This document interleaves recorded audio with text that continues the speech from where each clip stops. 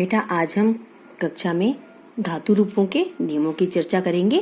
उसके बाद ही हम कोई भी धातु रूप अगर याद करना चाहें तो बहुत आसानी से इस ट्रिक से हम याद कर सकते हैं। सर्वप्रथम बेटा हम क्रिया चक्र को लेंगे। क्रिया चक्र में किसी भी धातु को पहले लगा देने से उसके रूप किस प्रकार से बोले और लिखे जाते हैं और उसे याद किया जाता है, उसको हम बेटा सिर्फ 3 उंगलियों की सहायता से भी सीख सकते हैं। जैसे आपने देखा, ये प्रथम पुरुष है, यह मध्यम पुरुष और यह उत्तम पुरुष है। एक वचन, यह द्विवचन और यह बहुवचन। बेटा इस प्रकार से क्रिया चक्र याद करने के लिए सिर्फ 3 उंगलियों की सहायता से उनकी टिप्स पे हम याद कर सकते हैं। प्रथम पुरुष, ये मध्यम पुरुष, ये उत्तम पुरुष, ये एक वचन, ये द्विवचन, ये बहुवचन। तो इसके रूप हम इस प्रकार से याद करेंगे बेटा।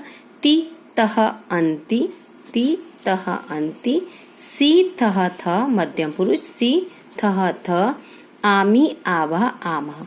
इसी अगर हम क्रिया चक्र में कोई सी भी धातु आगे लगाते हैं तो पीछे इसके यही हमने शब्दांश का प्रयोग करना है, जिससे कि हमें कभी भी कोई भी क्रिया चक्र कोई भी धातु रूप लिखने में और इसे याद करने में परेशानी बेटा नहीं आएगी। अगर हम भू धातु लेते हैं बेटा तो इसके रूप चलेंगे भवती भवता भवंती, भवसी भवता भवत, भवामी भवावह भवामः। ठीक है बेटा।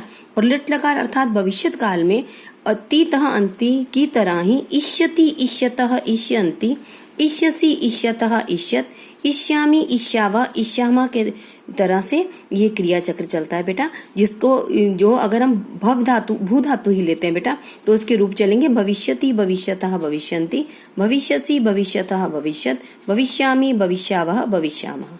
ठीक है बेटा।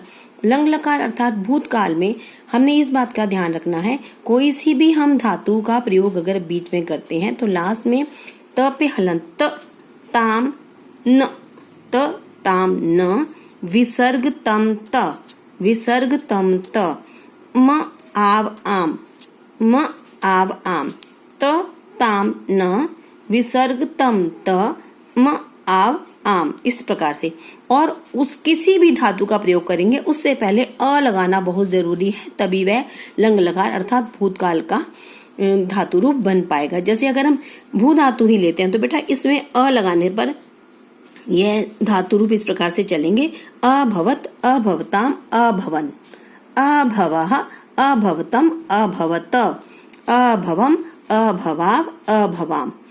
और लोट लकार आज्ञार्थक या किसी को आज्ञा, जब हम कोई आशीर्वाद देते हैं बेटा तो उसके रूप इस प्रकार से चलते हैं तू ताम अंतु। इस प्रकार से याद करेंगे तू ताम अंतु, अतम त, आनी आव आम। इस प्रकार से बेटा इससे याद करेंगे। जैसे भवतु भवताम भवंतु, भव भवतम भवत, भवानी भवाव भवा। इस प्रकार से इसको याद किया जाता है। आपने फिंगर टिप्स की सहायता से ही सारे लकारों को याद करना है। विधि लिंग अर्थात जब हम मंत्रणा करते हैं किसी को, जिस भी संस्कृत में वाक्य में चाहिए का प्रयोग हो अंत में, तो उसके लिए हम बेटा इसमें विधि लिंग लकार का प्रयोग करते हैं। तो इसके रूप आप इस प्रकार से धातु रूप को याद करेंगे। एत, एताम, एयुहु, एहे। एहे मतलब यहाँ पे सिर्फ विसर्ग है, सिर्फ विसर्ग है। एताम, एत, एयम, एव और एम। एत मतलब यहाँ से बनेगा भवेत, भवेताम, भवेयुः, भवेहे, ये ऐसे ही रहेगी।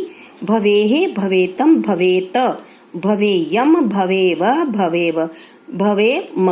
बेटा इस प्रकार से आपने ध्यान रखना है। ये जो ए आपको छोटी दिखाई दे रही है बेटा, ये भव धातु जो है ये एक ही मात्रा का रूप ले लेगी। कोई सी भी यहाँ पे पट धातु हो, भव धातु हो, कोई सी भी धातु हो, उस धातु में ये छोटी ए जो जहां आपको दिखाई दे रही है बेटा वो छोटी ए की मात्रा का रूप ले लेगी।